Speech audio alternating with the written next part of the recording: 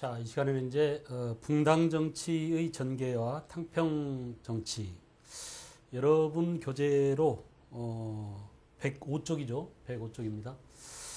우리는 이제 항상 하는 말이 인간은 사회적 동물이다 이런 말을 합니다.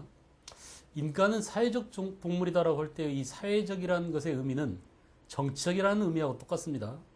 이제 재밌는 얘기가 있는데 서울대학교 논술 시험에 보면은 특히 인문계 논술은 전에 철학적인 논술 내용을 쓸 때 서두에 제일 먼저 쓰는 말이 인간은 사회적 동물이다 이렇게 시작하는 친구들이 제일 많았다고 그래요.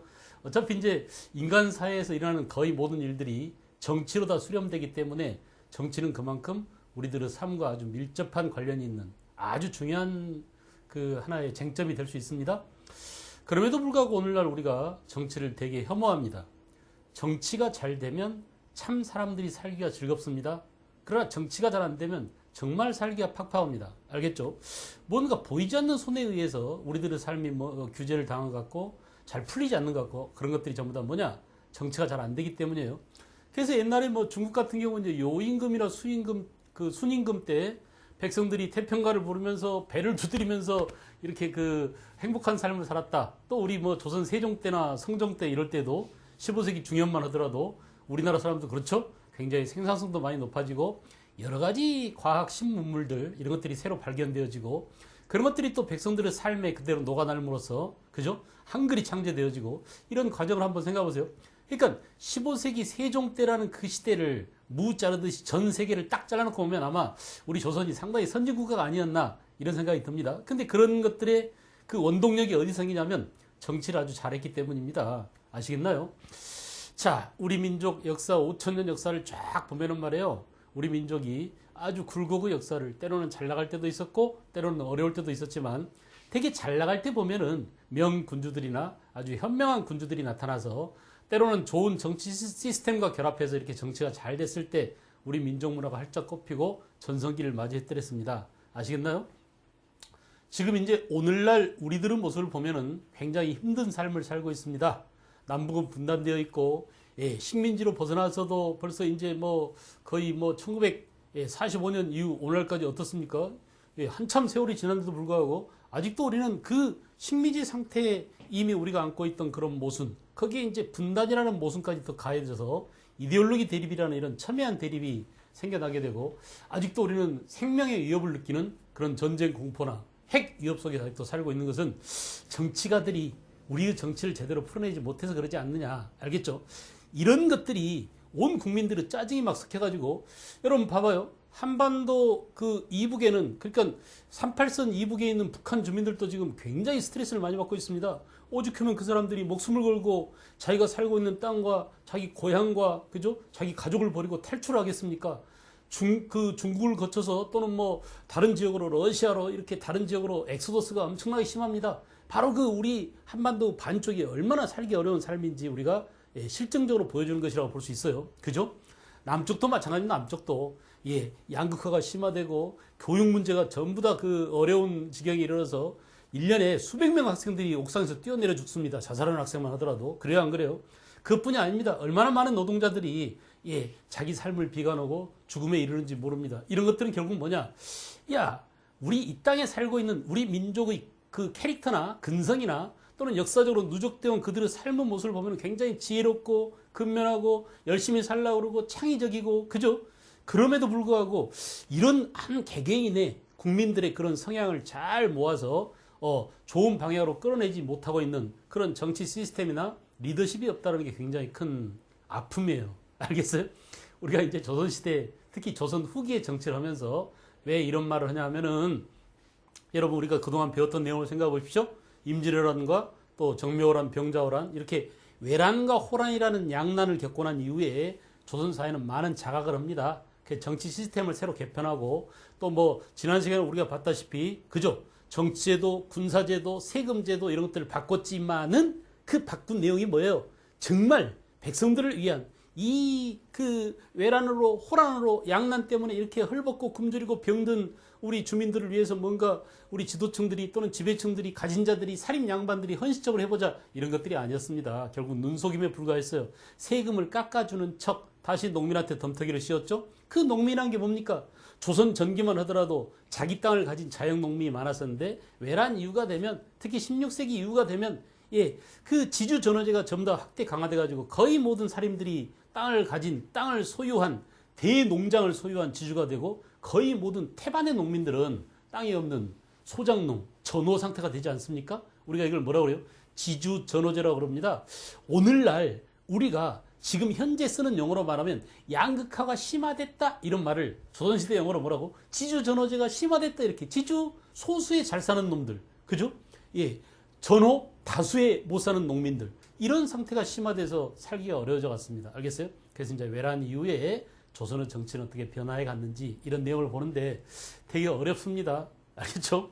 정치가 되게 어려워요. 왜냐하면은 여러 당파들이 나뉘고 또 거기서 또 가지를 치고 이렇게 해서 동인 서인 처음에 나눠졌는데 다시 어때요? 동인은 다시 남인과 북인으로 그죠? 우리가 이걸 옛날에 아주 세분해 가지고 청남, 탕남, 뭐 대북, 소북 막 이렇게 나눴었는데 요즘은 거기까지는 가지 않습니다. 그냥 가지에 가지를 쳐서 동인, 서인이 동인은 다시 남인, 북인으로 서인은 다시 노론, 소론으로 이 정도까지 우리가 열거해도 상당히 어렵습니다.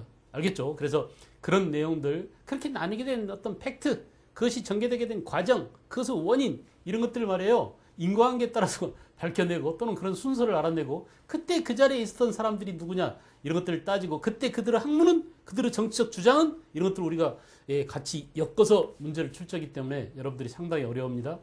그래서 어떻게 해야 되느냐 이 어려움을 돌파하기 위한 선생님들의 전략이 있습니다. 어떤 선생님들은 재밌는 얘기들을 많이 해줍니다. 야, 그 당시에 임금님이 그 기름 바른 유막을 빌려주려고 했는데 영의정이었던 허정놈이 미리 가져가 버려가지고 그때부터 1680년 경신왕국이 일어났단다. 그런데 문제는 뭐냐? 시험 볼 때 중요한 것은 생각나지 않고 그냥 기름 바른 유막만 생각나는 거야. 무슨 말인지 알겠어요? 장희빈하고 그죠? 민중전하고 싸워가지고 속정이 어떻게 된다. 하여간 그렇게 아주 드라마틱한 재미있는 임팩트가 있는 그런 사건들은 기억에 남는데 정작 시험에 문제를 풀 때 알겠어요? 머리에 생각나는 게 없이 하얘져 버리면 되겠습니까?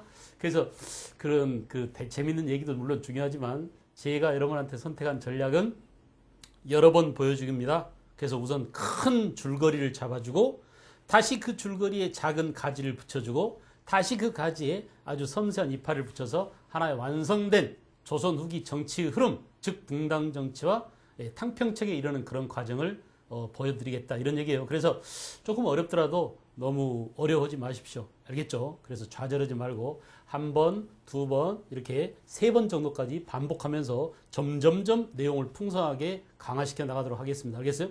그래서 지금 이 시간에는 가장 중요한 줄거리 위주로 여러분들과 함께 한번 그림을 그려 나가고 또 우리 파워포인트를 통해서 다시 여러분한테 그림을 보여주면서 붕당 정치를 마무리를 좀 하도록 하겠습니다. 알겠어요? 자, 우리는 먼저 탕평책은 나중에 볼 거고요. 붕당 정치를 먼저 볼 텐데 자, 이제 가장 중요한 개념은 붕당 정치와 사화를 구분할 줄 알면 된다고 그랬어요. 이거 제가 지난 시간까지 엄청나게 강조했기 때문에 이제 다 알 겁니다. 사화란 뭐냐? 기존에 조선 전기 주인공이었던 훈구파와 새로 성종 이후에 정계에 진출한 살인 간의 충돌을 사화라고 했다. 네 차례 사화 해보자. 순서대로 맨 처음에 뭐라고요? 모사화, 그 다음 갑자사화, 그 다음 기묘사화, 그리고 을사사 다 됐죠. 더 이상 안 하겠습니다.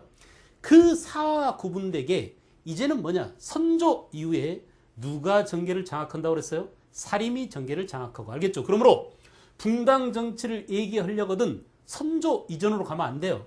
선조 때입니다. 선조 때. 이거 역시 제가 여러 차례 강조했는데 이 선조 때도 외란 이전이야. 벌써 임진왜란 이전에 선조 때 동인하고 서인이 갈라지게 됐다라고 얘기했습니다. 알겠죠?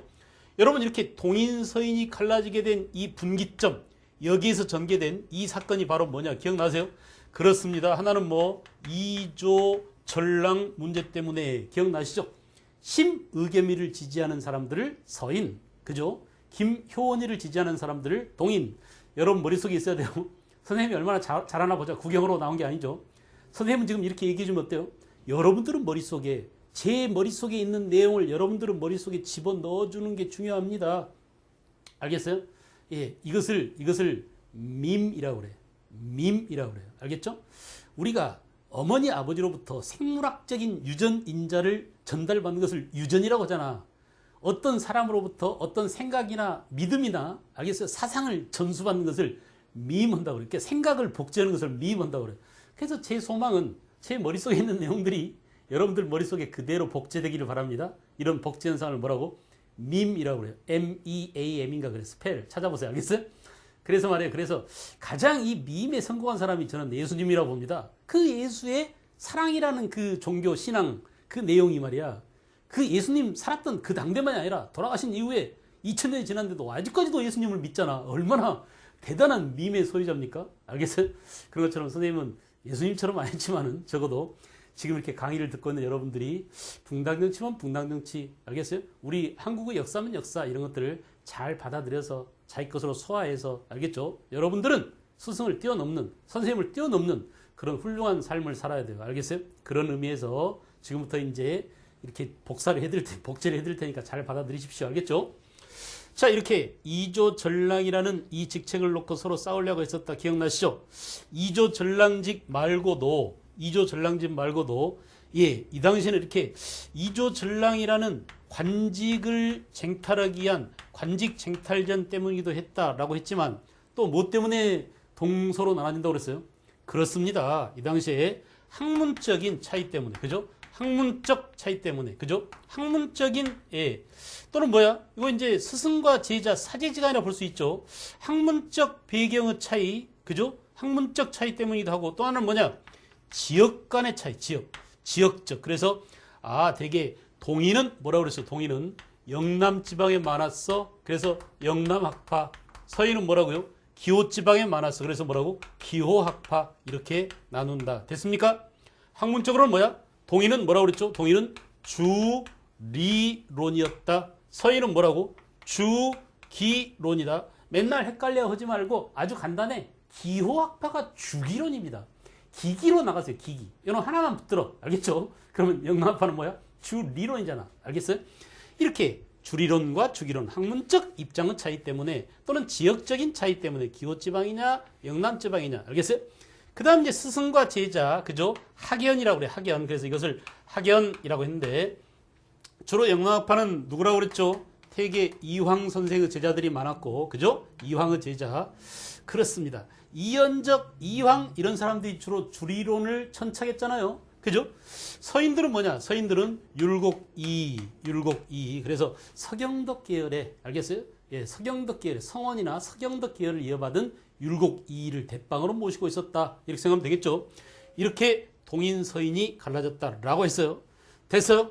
자, 여러분 이거 말고도 또 하나는 뭐라고요? 정치적 입장의 차이였다. 이것도 선생님이 많이 강조했죠. 이 정치적 입장의 차이란 그 전에 있었던 누구야? 사림을, 그죠? 미안해요. 훈구 대신들을, 훈구 척신들을 처결하는 문제에 있어서 그렇구나. 이 당시에 강경파는 훈구 척신을 완전히 그냥 싹 쓸어버리자. 알겠어요? 신진 사림이었던 누구야? 동인이었고, 그죠? 예, 온건파는 예, 기존 사림이었던 서인이 많았었다. 이렇게 정치적 입장의 차이, 학연에 의해 스승과 제자의 그런 구분 때문에 또 지역적인 구분 때문에 학문적 이념의 차이 때문에 관직 쟁탈전 때문에 이렇게 여러 가지 이유가 겹쳐져서 최초의 붕당인 동인과 서인으로 갈라지게 됐다. 여러분한테 한참 걸렸죠? 다른 것들하고 헷갈리지 않도록 이 지점에다 딱 못을 박아두기 바랍니다. 최초의 당파가 갈라진 것은 바로 이런 여러 가지 요인 때문에 생겨났다. 됐습니까? 됐어요? 자, 여기에 이제 학문적 입장의 차이까지 겹쳐져 버리면 굉장히 복잡해요. 그래서 그거는 나중에 우리가 다시 또 문화에 가서 성리학을 할 때 또 한 번 해드리겠습니다. 그러니까 여기서는 우선 정치적 입장의 차이, 붕당이 전개되는 과정, 알겠죠? 이것이 우리 역사 속에서 어떤 팩트들을 만들어냈는가, 이런 것들을 공부하는 데 역점을 두시고요. 너무 다른 까지 많이 생각하지 마십시오. 제가 지금 하는 그 내용에 전념해서, 집중해서, 주의를 기울여서 수업을 들으시기 바라요. 그런데 다시 동인이 다시, 또 나눠졌습니다. 선조 때 이미 동인이 다시 남인과 북인으로 또 나뉘게 되었다. 여러분, 남인과 북인으로 나뉘게 된 계기는 뭐냐? 여기에서 이제 되게 두 가지가 나옵니다. 책마다 강조하는 게 달라가지고 여러분들이 되게 헷갈리는데, 여기에서 말이에요. 여기에서 정여립 문제가 나옵니다. 정여립이라는 사람이 모반을 했었는데, 이 정여립이는 원래 율곡 이의 제자였어요. 서인편에 있었습니다. 근데 이 율곡 이의가 이조 전랑직을 탐내는 그 누구냐 정여립을 좀 미워했다고 그래. 그래서 이 정여립이가 자기를 잘 돌봐주지 않는 스승을 배신하고 말해요. 동인 쪽으로 건너가 버려. 그 당시 영의정이었던 동인 그 누구인가 이발인가 이런 사람이 굉장히 이제 그 정여립하고 좀 맞았답니다. 뜻이. 근데 이 정여립이 원래 전라도 진안인가 전라북도 지금의 전주 그 부근의 사람이에요. 근데 이 그 정여립이 원래 호탕하고 무술도 좋아하고 학문도 높고 재주가 있어가지고 이제 동인 측에 들어가서 활약을 많이 하게 되죠. 알겠죠? 그래서 그 동인이었던 정여립이 모반 사건에 연루가 됐어요. 모반 사건에. 원래 이제 정여립이 서인한테 미움을 받아가지고 높은 관직에 오를 수가 없었습니다. 율곡 이의가 버티고 있는데 지가 함부로 올라가지 못하잖아. 이의를 배신했는데. 그래서 서인들이 저 동인으로 돌아간 정여립 놈 이렇게 전부 다 이제 꼬나보고 있어가지고 높은 자리를 못 올라오고 결국은 자기 고향으로 내려갔어요. 그래서 고향 진안군에 있는 죽도라는 섬에 가서 자기 이제 제자들을 기르고 개를 만들었대. 요즘 여러분도 어머니들이 하는 그 개입니다. 대동개. 그래가지고 말이에요. 사람들을 모아서 활쏘기 시합도 열기도 하고 글리기, 활쏘기 이런 것들 하면서 단체를 만들어가지고 임진왜란 이전에 그러니까 외놈들이 쳐들어왔었는데 왜구들이 이제 외란 이전에도 왜구들의 침략이 빈번했다고 그랬죠. 이때 전라북도 관찰상가 누군가가 요청해가지고 이 정여립이 대동개를 끌고 가지고 외놈들을 쳐부순 적도 있다고 이렇게 공을 많이 세웠지만 그 정여립이 굉장히 재주도 많고 꾀도 많고 알겠어요? 호탕하고 무술도 좋아하고 해가지고 따르는 무리들이 굉장히 많았어요. 더군다나 이제 정여립의 대동계가 상당히 학문적으로 또는 무술적으로 그런 하나의 조직체로서 결사체로서 어떤 힘을 발휘한다는 걸 알고는 여기저기서 그걸 따라하는 놈들이 많아져가지고 나중에는 이제 그걸 시기하고 질투하고 이런 경우가 많았습니다. 하여간 정여립이는 그 당시에 역정모함을 쓰고 결국은 자기가 스스로 자결했습니다. 자결하고 나서 이 정여립 모반 문제를 처리하는 상대 당파의 대빵이 누구였냐면 그 당시 별 볼 일 없었던 서인 측이었어요. 서인이 이제 이때 기회를 잡아가지고 그래 요참에 동인 놈들을 싹쓸이 해버리자라고 해가지고 결국은 송강 정철이 정여립 모반 사건을 계기로 해서 이때 동인들을 많이 혼내줬습니다. 알겠죠? 그런데 문제는 뭐냐? 다시 송강 정철이 나중에 선조 임금한테 세자 책봉 문제를 건의했는데 그 당시 이제 세자로 거론되던 사람이 바로 누구였냐면은 광해군이었죠. 광해군을 세자로 책봉합시다라고 하는 것은 굉장히 중요한 문제입니다. 임금이 아직 팔팔한데 말이야. 세자를 책봉하자는 얘기는 결국은 요즘으로 말하면 임금은 레임덕이 빨리 오는 거야. 권력의 중심이 세자한테 옮겨질 가능성이 있잖아요. 그러니까 이 세자 책봉 문제를 사람들이 쉽게 입에 올리지 못해. 서로 미루고 있는데 그 정여립이 말 잘하고 똑똑하고 알겠어요? 미안해요. 송강 정철이 그 당시 이제 경연장에서 홍문관에서 임금하고 신하들이 함께 국론을 의논하고 학문이나 정치를 토론한다고 그랬죠. 이때 전하 이제 세자 보령이 좀 오르셨으니까 광해군한테 세자 위를 올리는 게 좋겠습니다. 이렇게 해가지고 임금이 아주 대노를 했다고 그래요. 이걸 건저의 사건이라고 그래. 그래서 송강 정철의 문제를 그 자리에서 그냥 그 당시 좌의정인가 우의정이었던 정철을 착탈 관직해버렸다고 합니다. 송강 정철을. 알겠어요? 그래서 선조 임금한테 쫓김을 당한 송강 정철에 대한 취재 문제를 놓고 강경파와 알겠어요? 강경파와 옹건파로 나뉘게 됐다. 알겠죠? 그 당시에 이제 강경파는 되게 북인들이었고 이 북인들은 조식의 제자들이 많았고 여러분 기억나십니까? 전에 한번 제가 말씀드린 바가 있는데 알겠어요? 실천적인 그죠? 주 리론자였음에도 불구하고 알겠어요? 실천을 중시하는 그런 조식입니다. 거기에 비해서 옹건파들은 주로 남인이었다. 남인은 태계 이황의 직계 제자들이었죠. 알겠죠? 이렇게 남인 북인이 정철을 죄를 주는 문제 알겠어요? 또 정여립 모반 사건에 연루돼서 이때 떼죽음을 당한 사람들이 주로 누구였냐면 동인 중에서도 북인 계열 조식의 문화생들 그러니까 남명 조식이 대단했답니다. 특히 이제 경상도 우도하고 전라도 쪽이죠. 전라도에 있는 살인들이 이때 정여립 모반 사건하고 연루돼가지고 떼죽음을 당했는데 이렇게 정렬입 모반 사건과 그 정렬입 모반 사건을 다스리던 송강 정철이 나중에 건조의 문제로 세자 책봉 문제로 선조 미움을 받아서 죄를 물을 때 정철의 죄를 물을 때 이 정철의 죄를 여기 이제 복수죠 복수 옛날 우리 동인이 당했던 것에 대한 복수를 어떻게 할 것이냐 강경하게 하자 온건하게 하자 이런 문제로 다시 남인과 북인이 또 갈렸다. 선생님 복잡해 죽겠어요? 아니야 별거 아닙니다. 알겠죠? 자 동인하고 서인 갈라졌어. 그 중에 동인이 다시 어때? 남인하고 북인으로 또 갈라졌어. 근데 뭐 때문이냐? 송강 정철 때문에 또 뭐야? 그 이전에 정렬입 반란 사건 때문에 알겠죠? 이렇게 해서 이제 결국은 남인 북인으로 갈라지게 되었다. 알겠어요? 여러분 보십시오. 이미 선조 때 이렇게 동서남북으로 다 갈라진 거야. 그리고 1592년 외란이 일어났습니다. 외란 이후에 누구 때? 광해군 때는 그래 광해군 때 북인이 집권하게 되었다. 기억나십니까? 북이 집권. 그죠?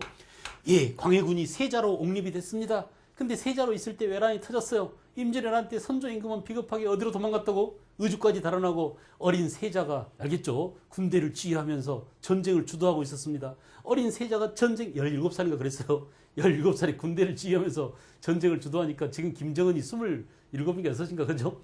근데 걔보다 더 했잖아. 광해군은 더 했어요. 알겠죠? 우리가 김정은을 어리다고 얕보고 하면 안 돼요. 광해군은 17살인가 그때 전쟁을 주도했으니까 말이야. 그러니까 우리가 나이를 지금 기준으로 봤을 때 중학교, 중삐리, 뭐 중딩, 고딩 애들이 되게 철없어 보이지만 걔들도 일정한 자리에 앉혀놓으면 보필하는 사람만 있으면 잘할 수 있습니다. 알겠어요? 자, 어쨌든 간에 이렇게 북인이 집권했습니다. 북인. 광해군을 도와줬던 의병으로 참여했었죠. 그래서 곽재우라든지 정문부라든지 또 그 유명한 뭡니까? 동의보감을 편찬했던 허중 같은 사람들이 전부 다 북인이라고 하지 않았어요? 이 북인들이 결국은 광해군 때 집권했었고, 자, 북인이 집권했지만 결국은 뭐냐? 광해군의 폐륜적인 행위와 임목대비를 폐선시키고, 그 다음에 임목대비의 아들이었던 영창대군을 죽이고, 이걸 뭐라고 그랬죠? 폐모살제 그랬죠. 이런 폐륜적 행위 말고도 북인과 광해군이 저지른 무슨 외교? 중립외교 때문에 결국은 쫓겨남을 당합니다. 보세요. 그래서 그동안 정철 때문에 거의 쫓겨나서 소수에 불과했던 서인들이 이때다 하고는 어때요? 광해군 때 광해군과 북인을 몰아내고 서인들이 뭘 했어요? 인조 반정을 통해서 결국은 광해군 대신에 인조를 왕위에 옹립했다. 그죠? 그래서 누가 집권했다고? 이제 서인이 집권하게 되었다. 아시겠죠? 아주 중요합니다. 여러분 이 과정을 보세요. 지금 선조 때는 동인이 집권 세력이었는데 이런 과정 속에서 서인으로 넘어갔었죠. 그래 안 그래? 서인 정렬입 모반 사건 때문에 서인으로 넘어갔다가 다시 그 안에서 정철의 그 취재 문제로 다시 동인한테 넘어왔는데 그 과정에서 동인이 남인 북인으로 갈리게 되고 자 북인이 집권했지만 북인의 상대 당파인 누가요?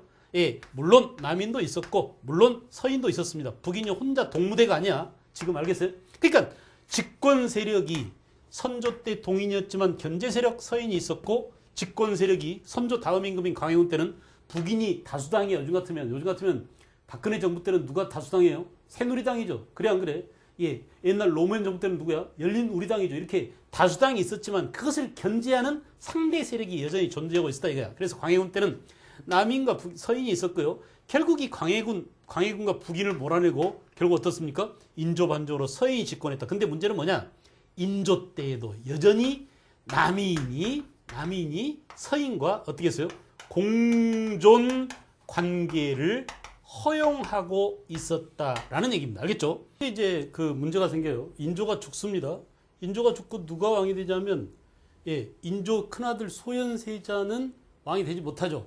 나중에 이제 청나라한테 소현세자하고 복림대군 두 사람이 인질로 갔다가 돌아와가지고 소현세자는 인조 임금한테 벼로를 맞아 죽었다는 설이 있는데 벼로로 직격탄으로 맞지는 않은 것 같습니다. 아마 어쨌든 간에 소현세자가 왕이 되지 못한 것은 인조한테 미움받아서고 그 다음에 이제 둘째인 복림대군이 왕이 됐는데 이 복림대군이 바로 누구라고 그랬어요? 효종 임금이에요. 효종이 왕이 됐습니다.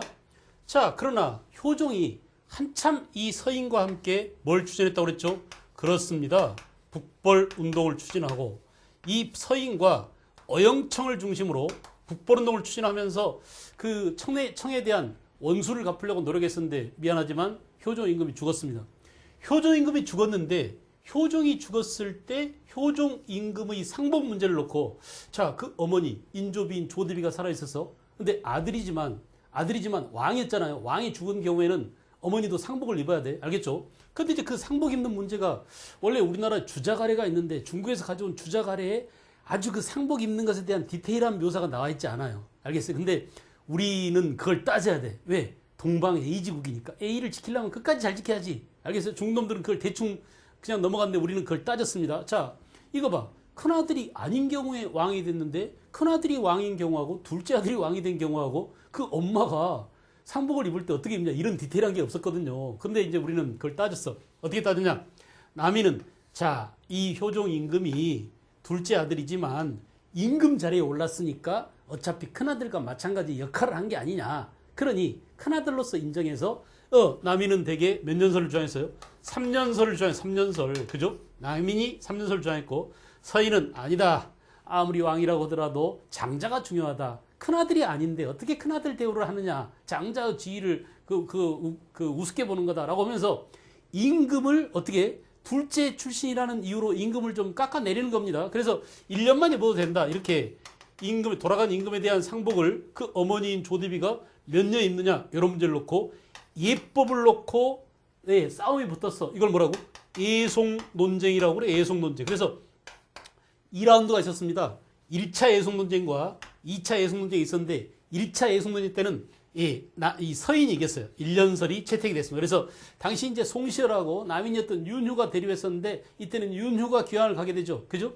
그 다음에 2라운드 2차 예송 논쟁이 있었어요.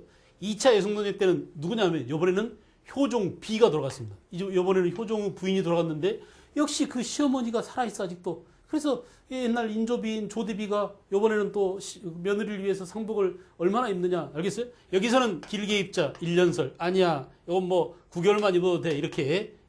이렇게 1년이냐 9개월이냐 이런 문제를 놓고 또 다퉜어. 그래서 이참에는 누가 이겼냐면 남인이 이겼어. 남인이. 2차 예송 논쟁 때는 남인이 이겼단 말이야. 그래서 예송 논쟁이란 이렇게 상복 입는 문제를 놓고 남인과 서인이 서로 격돌한 사건을 말합니다. 두 차례가 있었는데 한 번은 어때? 남인이 지고 한 번은 어때? 서인이 쫓겨남을 당하고. 근데 중요한 것은 여기서 굉장히 중요해요. 이 개념을 알고 있어야 돼. 이런 예송 논쟁이 예법을 놓고 서로 두 당파 간에 다툼이 있었지만 상대 당파를 다 내쫓거나 다 죽이지는 않았습니다. 조금 허물이 있지만 벌을 주고 적당한 선에서 마무리합시다. 그래야 우리가 집권 세력이 지금 서인이 집권 세력이죠. 우리가 집권 세력이지만 우리를 견제할 파트너가 있어야 되잖아. 견제 세력이 있어야 되잖아. 새누리당이 박근혜 정부에서 집권 세력이지만 민주통합당이 못났지만 민주통합당이 여전히 있어야 되는 것처럼. 알았어요?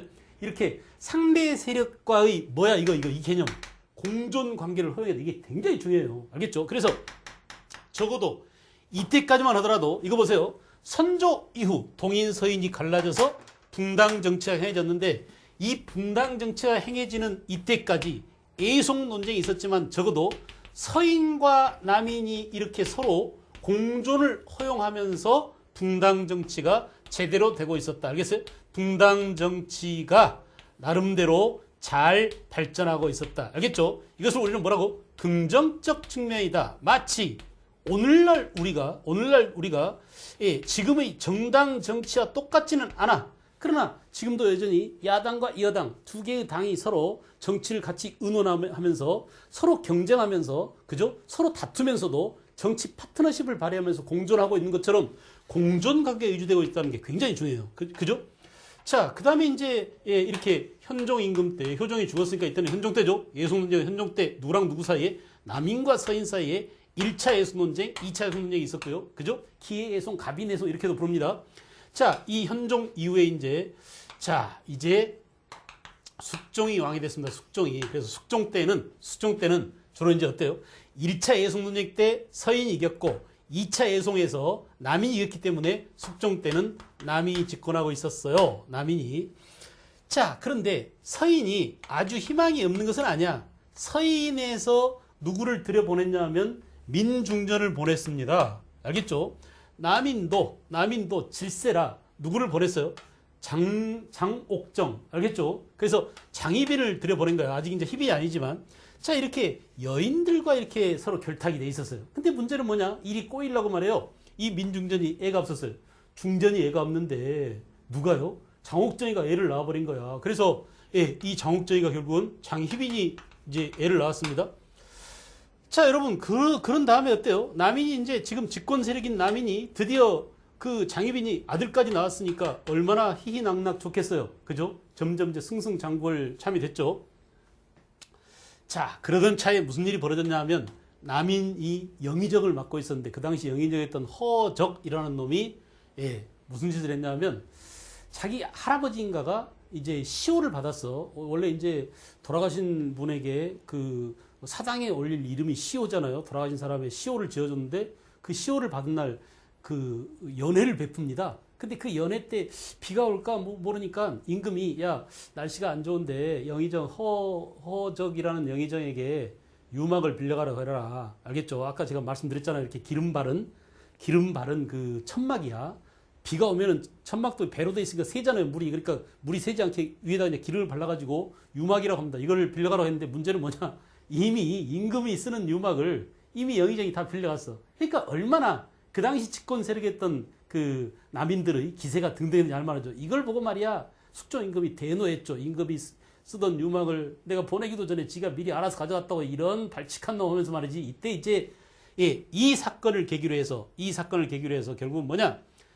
남인들을 많이 칩니다.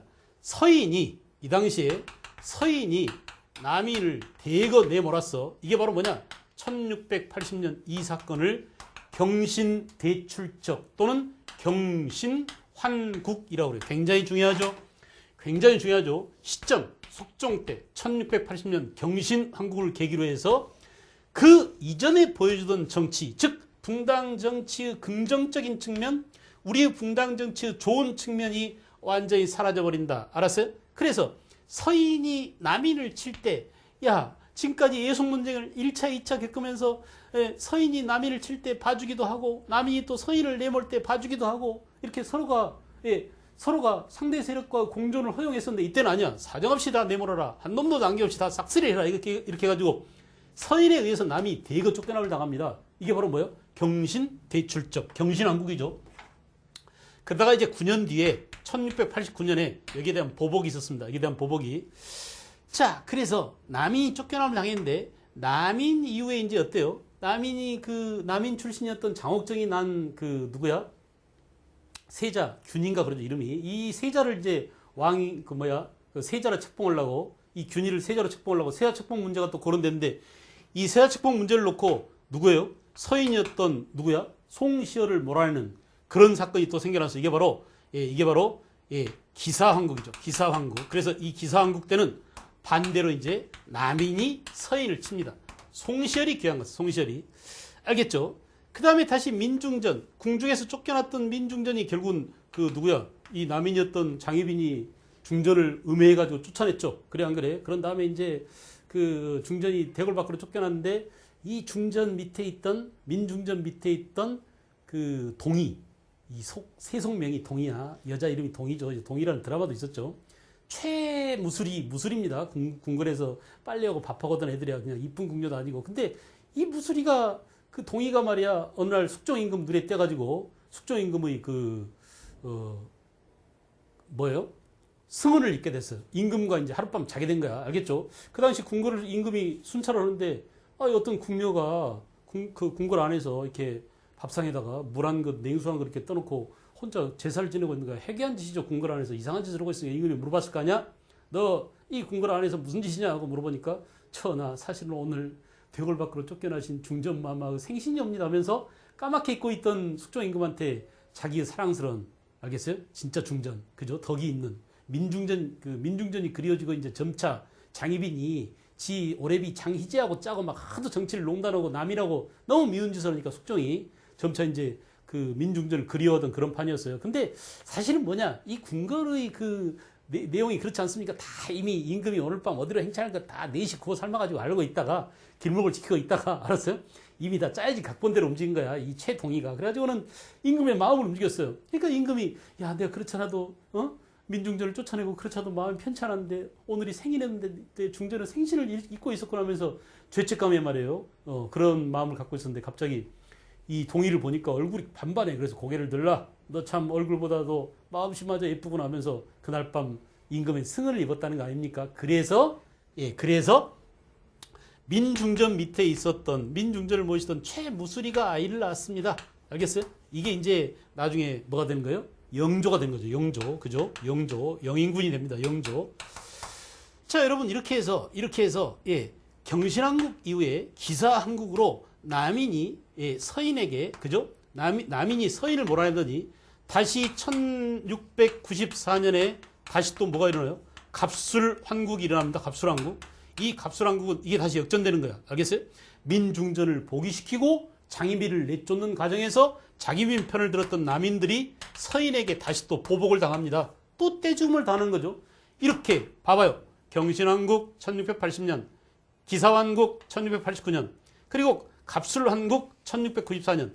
경신, 기사, 갑술 순이야. 알았어요? 경신 때는 남이 당하고 기사 때는 서인이 당하고 다시 또 갑술 때는 그죠? 갑술 때는 남이 당하고 경신 때 남인, 기사 때 서인, 갑술 때 남인 이렇게 여인들의 문제와 결부돼 가지고 엎치락뒤치락 하면서 상대 당파들을 사정없이 내쫓았습니다. 아주 그냥 싹쓸이를 해버렸죠. 이런 정치를 뭐라고?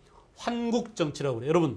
여러분 이 시점부터 1680년 이때부터 무슨 정치? 환국 정치가 행해지게 되고 이 환국 정치는 뭐냐? 이 좋은 붕당 정치가 이때부터 시점 1680년부터 환국 정치 때부터 붕당 정치가 어떻게 된다? 변질된다. 알겠죠? 자, 이때부터 치열한 당파 싸움으로 즉 당쟁의 양상을 띠게 된다 이겁니다. 알겠어요? 그러니까 일본 놈들이 우리 조선의 역사를 까면서 말해요. 야, 조선 너네 놈들은 맨날 양반들이 알겠어요? 동인, 서인, 남인, 북인 서로 파당을 갈라가지고 당파 싸움만 일삼다가 백성들을 돌보지 못하고 결국 우리한테 나라를 뺏겨서 이렇게 조선 역사 500년이 완전히 당파 싸움으로 얼룩진 것처럼 우리 옛날엔 그렇게 가르쳤습니다. 알겠어요? 그러나 이제 해방 이후에 우리 역사를 다시 연구해 놓고 보니까 조선의 시스템이라는 게 굉장히 잘 돼 있었어요. 만만치 않았습니다. 또 그 시스템을 운용하는 정치가 살아있어가지고, 그죠? 서로 이렇게 마치 오늘날 정당 정치에서 야당과 여당이 있었던 것처럼 선조 때는 동인이 여당, 서인이 야당, 그죠? 광해군 때는 북인이 여당, 나머지들이 야당, 알겠죠? 이렇게 서로 공존 관계를 허용하는 마치 오늘날 정당 정치와 똑같지는 않지만은 비스무리한 붕당 정치 장점이 살아있는 것들이 굉장히 길었습니다. 그리고 이 붕당 정치가 나빠져서 당쟁의 모습을 보인 것은 불과 몇 년 아니야. 그런데 이것마저도 사실은 그런 숙종 임금의 음모가 끼어 있었다고 그래요. 왜냐하면 숙종 임금이 지금 아들이 있잖아요. 한 사람은 누구야? 한 사람은 자기가 사양 내려서 죽인 장옥정, 장희빈의 아들이고, 그래 안 그래? 이게 이제 나중에 숙종 다음에 대를 잇는 병종이 되죠. 그리고 또 한 사람은 무술이 몸에서 난 동희, 임금이 얼마나 이뻐했습니까? 임금하고 나이 차이가 엄청 많이 나요. 그래 안 그래? 임금이 늙어서 동희를 아니야. 숙종 임금하고 이제 차이가 많이 나는데 민중전을 모시던 걔라 이제 이뻐했죠. 근데 이 동희의 아들인 영인군이 또 왕자로 있단 말이야. 그러니까 임금이 볼 때는 이 늑대 같은 신하놈들이 막 벌떼처럼 이렇게 덤비고 있는데 두 명의 어린 왕자들을 놓고 자기가 가려면 이 신하놈들을 가만 놔두면 안 돼. 그래서 그냥 신하들을 다 그냥 제거하기 위해서 한 번은 남인 편을 들어가지고 서인을 싹쓸이하고 또 요참에는 서인 편을 들어서 남인을 싹쓸이하고 하여간 뭔가 잘못 걸리면 그냥 이때다 하고는 상대당파를 다 쓰리해가지고 어때? 자기 아들들이 그 다음 정치를 해나갈 수 있는 발판을 마련해줬다. 이렇게 재해석하는 경우도 있답니다. 알겠어요? 실제로 이제 숙종 임금이 그렇게 굉장히 노회한 아주 지략이 뛰어난, 알겠어요? 그래서 자기 어린 심약한 그런 왕자들을 장리를 위해서 이렇게 미리 경지정리를 다 해주고 갔다. 이런 얘기도 있어요. 알겠죠? 어쨌든 이렇게 아주 치열한 환국 정치가 붕당 정치 폐단이 노출되게 됐다. 알겠죠? 그러나 이미 숙종 때부터 탕평책을 시행하려는 그런 기운이 나타납니다. 알겠어요? 숙종 임금 때. 숙종 임금 이후에 어때요, 이제? 그 다음에 숙종 임금 이후에 경종이 왕이 됐지만 경종 금방 죽고, 그죠? 경종 다음에 영조 다음에 누구야? 정조가 등장해서 드디어 탕평책이 시행되더라. 요 부분은 나중에, 알겠죠? 요 부분은 나중에 하고, 오늘은 대단히 중요한 내용을 했습니다. 지금 선생님이 이제 여러분과 함께 우리의 붕당이 어떻게 전개돼 가느냐 그 과정을 다시 보겠어요. 예, 선조 때 동인 서인이 갈라진 이유는 이거 때문이다. 특히 이조 전랑과 예, 훈구척신 잔재 문제 처리를 놓고 잔재 처리 문제를 놓고 강경 동인, 옹건 서인 이렇게 갈라지더라. 그죠? 다시 동인이 정렬인 모반 사건과 정철 취재 문제를 놓고 서인이었던 정철 취재 문제를 놓고 정렬인 모반 사건을 조사하던 정철을 동인들이 안가품목에서 이렇게 예, 했는데 얼마나 강하게 취재를 하느냐. 강경파, 옹건파 나눠져가지고 남인과 북인. 강경파는 이 정렬인 모반 사건 때 싹쓸이를 당한 알겠어요? 전라도 살인들입니다. 주로 조식은 문화생들이 많다고 했죠. 경상도 우도의 살인과 전라도 살인들이 이때 조식 그 문화생이었어요. 결국 이 사람들이 이제 광해군을 지지해서 광해군을 세자로 앉히고 결국은 뭡니까? 북인이 집권하게 되고 광해군 때 임진왜란 때 광해군을 도와서 의병을 일으켰던 사람 또 중리배교를 했던 사람 기억나시죠? 그 다음에 인조반적으로 서인이 집권해서 이때는 서인이 집권당 그러나 견제 세력인 남인과 그죠? 남인이 공존하고 있었다. 공존관계. 특히 이때는 공존관계가 허용됨으로써 예속 논쟁이라는 다툼이 있었지만 이 다툼마저도 어때? 긍정적인 것이었다. 알겠죠? 상대 세력을 싹쓸이 하지는 않았다. 그러나 예, 이런 붕당 정치의 장점이 예, 깨져버린 것은 경신왕국이다. 연대 1680 시험에 잘 나옵니다. 나머지 기사왕국, 갑술왕국 잘 안 나와요.